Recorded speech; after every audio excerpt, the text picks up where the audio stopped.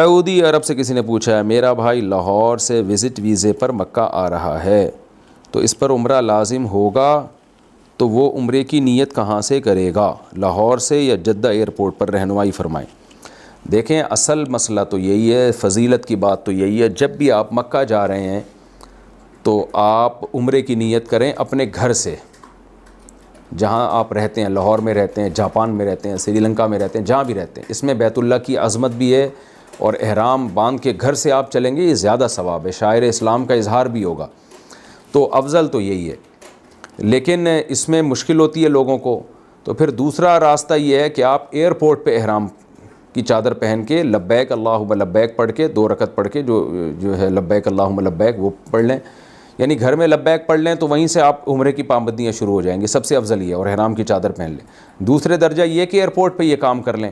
کیونکہ جب احرام میں آ جاتا ہے انسان تو پابندیاں بھی ہوتی ہیں، تو ڈر ہوتا ہے کہ یار بہت لمبی پابندیاں ہیں تو ایسا نہ ہو مجھ سے کوئی غلطی ہو، دم واجب ہو جائے۔ تو آسان حل جو اس میں تھوڑا کم ثواب ہے وہ یہ کہ ایئرپورٹ پہ آپ احرام کی چادر پہن لیں اور لبیک اللہم لبیک تلبیہ پڑھ کے عمرے کی نیت کر لیں، یہ دوسرا درجہ ہے۔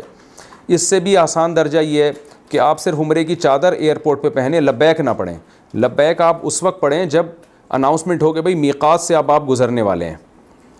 جہاز میں جب بھی کوئی جہاز جدہ جاتا ہے نا تو اناؤنسمنٹ ہوتی ہے کہ جو عمرہ کرنے والے وہ نیت کر لیں، تو پھر میقات سے پہلے لبیک پڑھ لیں۔ چادر اس لیے پہلے باندھ لیں کہ وہاں پھر جہاز میں موقع نہیں ملتا چادر باندھنے کا، تو یہ تیسرا درجہ ہے، نہ یہ بھی بہترین بات ہے، تھوڑا نسبتاً کم ثواب ہے۔ چوتھا درجہ یہ ہے کہ آپ مکہ جانے کی نیت ہی نہ کریں، آپ مکہ جا رہے ہیں جدہ ایئرپورٹ سے، نیت کریں جدہ جا رہا ہوں میں، مکہ جانے کی اگر نیت کریں گے تو میقات سے پہلے بہرحال لبیک اللہم لبیک تلبیہ پڑھ کے عمرے کی نیت کرنی پڑے گی۔ اگر آپ نے میقات بغیر احرام کے یعنی بغیر تلبیہ پڑھے کراس کر دیا تو دم واجب ہو جائے گا آپ کے اوپر، تو اس لیے ہاں یہ اس کے لیے گنجائش ہے کہ وہ نیت جدہ کی کرے، یعنی آپ نے جانا تو مکہ ہے لیکن آپ نیت کریں کہ میں جدہ جا رہا ہوں، اور پھر جدہ سے پہنچنے کے بعد میں عمرے کی نیت کروں گا، ابھی سے نیت ہی نہ کریں مکہ جانے کی، نیت یہ کریں جدہ جاؤں گا میں، تو جدہ جانے کے بعد مکہ جانے کی نیت کروں گا اور عمرہ کرنے کی نیت، تو پھر ایسی صورت میں یہ چوتھا درجہ ہے کہ آپ یہاں سے جدہ جائیں جیسے سب جاتے ہیں، جدہ میں امیگریشن وغیرہ کے مراحل سے گزرنے کے بعد وہاں کھائیں پئیں، جو بھی آپ نے کرنا ہے اپنے کام کو نمٹائیں، کوئی بھی کام اگر نہیں ہے تو وہاں پھر آپ اس کے بعد جا کے پھر حدود حرم میں داخل ہونے سے پہلے آپ جدہ ہی میں، جدہ سے تھوڑا قریب ہی ہے حدود حرم، تو اس لیے جدہ میں پھر آپ احرام کی چادر بھی پہن لیں جب مکہ جانے کا ارادہ ہو، اور پھر تلبیہ پڑھ کے عمرے کا احرام بھی باندھ لیں، تو یہ سب سے آخری درجہ ہے۔ تو یہ 4 درجات ہیں، تو یہ والا درجہ سب سے کم ثواب ہے، پہلا والا سب سے زیادہ ثواب ہے، لیکن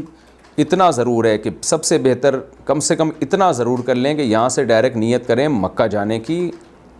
بے شک جدہ اتر کے جائیں اور میقات سے پہلے احرام باندھ لیں، کم از کم یہ اس فضیلت پر تو عمل کر لینی چاہیے۔ کو سلام کرنا کیسا ہے؟ جویریہ صاحبہ کراچی سے پوچھتی ہیں کیا نامحرم کو سلام کرنا جائز ہے؟ اگر سسرال والے آپ کے سسرال میں شوہر کے کوئی بزرگ ہیں جیسے ماموں چچا وغیرہ تو کیا ان کو سلام کر سکتے ہیں جبکہ سسرال والے بھی اس پر زور دیتے ہوں؟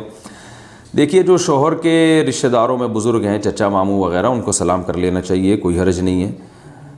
ان کے احترام کا تقاضا ہے اور رشتہ بھی ہے ان سے، اور ویسے سسرال والے اگر زور دے رہے ہوں تو پھر تو ویسے بھی ضروری ہے، کیونکہ سسرال اور اسرائیل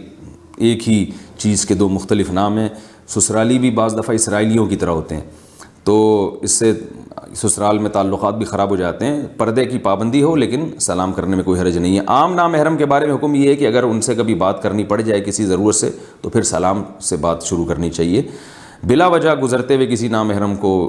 جوان عورت کے لیے بلا وجہ سلام کرنا یہ بہرحال فتنے کا اندیشہ ہے، اس لیے اس کی اجازت نہیں دی جا سکتی۔